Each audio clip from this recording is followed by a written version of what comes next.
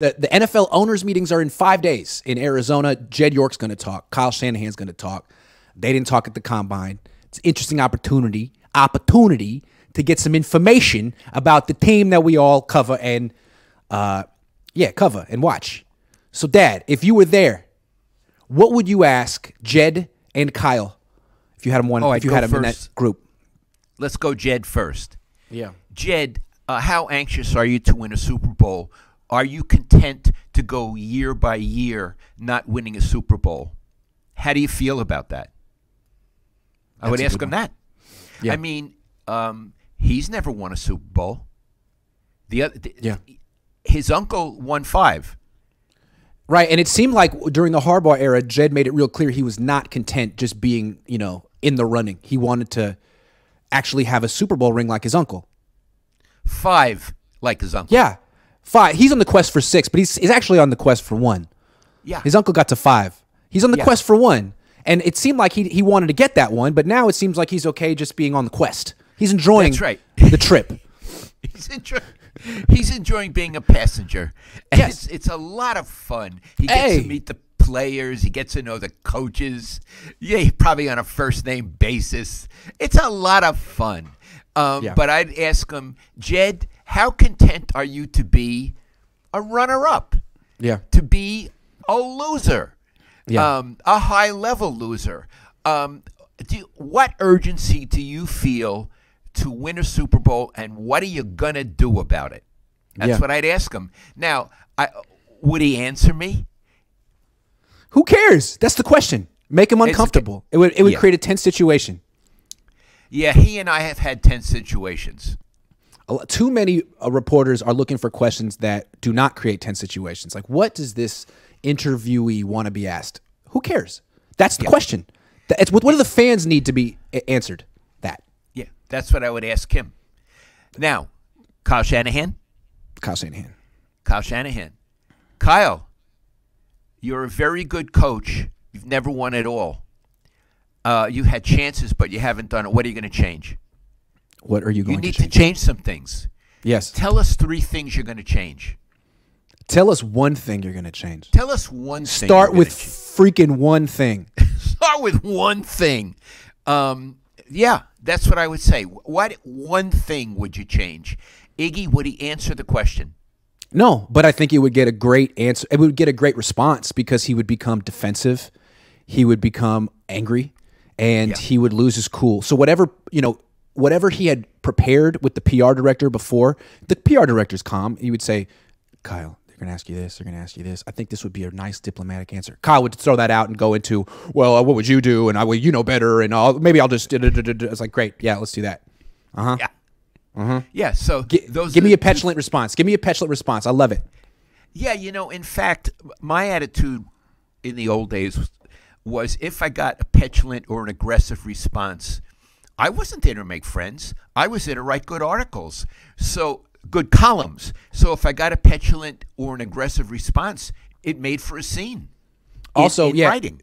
For me, now I videotape all my interviews. So if I'm in a post-game press conference and Kyle Shanahan gives me a snippy response, that just means that the video I post on YouTube is going to get 5 times the views. And that's for a player too. So I'm just there doing my job. If you have a problem with it and get my, act unprofessionally, that makes me money. Thank you.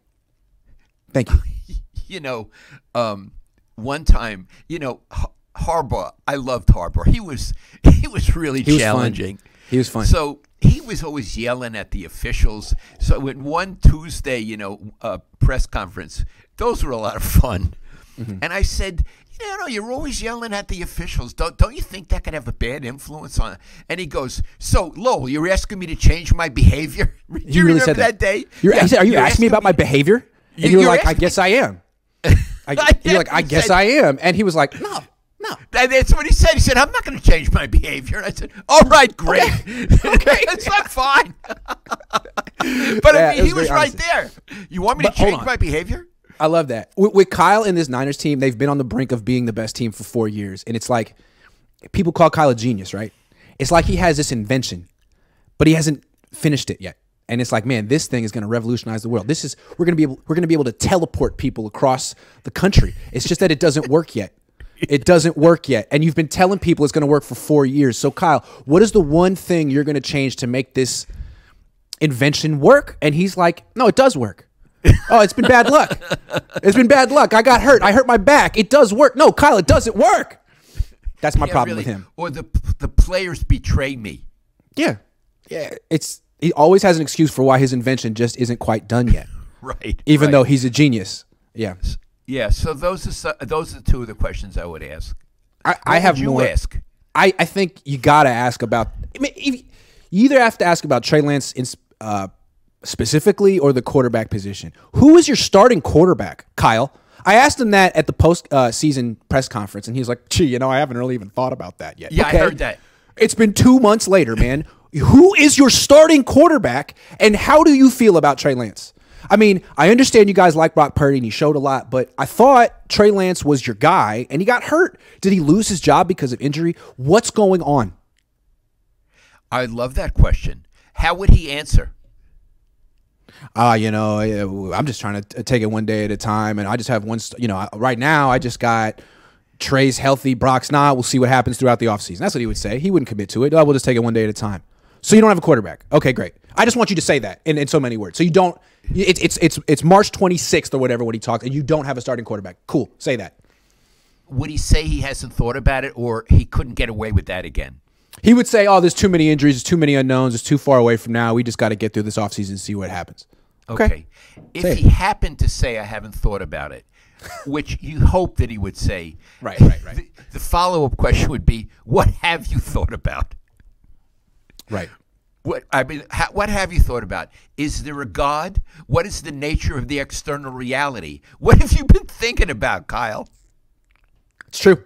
I would love to do that. So those are good ones. And, I've been thinking, Kyle hasn't shown up to the combine in a couple years. He hasn't shown up to the combine since they drafted Trey Lance. Does he not want to have that press conference? Does he not want to answer those questions? Because I don't get it. He needs to answer the questions. He doesn't like the media. Period. And the reason he doesn't like the media is there are some people in the media like you who actually ask direct questions and expect clear, concise, direct answers. And he resents that he has to answer questions. He resents it. Yeah. Like, who the hell are you to ask those questions? Right. And I think Jim Harbaugh resented it to an extent, but for whatever reason, he allowed you and I to ask those questions. He felt like we had passed some sort of test. And Kyle, no one's ever passed that test for him. Right. It's true. Yeah. He's one of those teachers who always gives you a crummy grade, but you don't know why. Correct. Kyle Shanahan's cat says, who is the biggest ladies' man between you two? Take a look at our faces. No, the answer is my dad. My dad was a bachelor until he was 35 years old. My dad was a heartbreaker.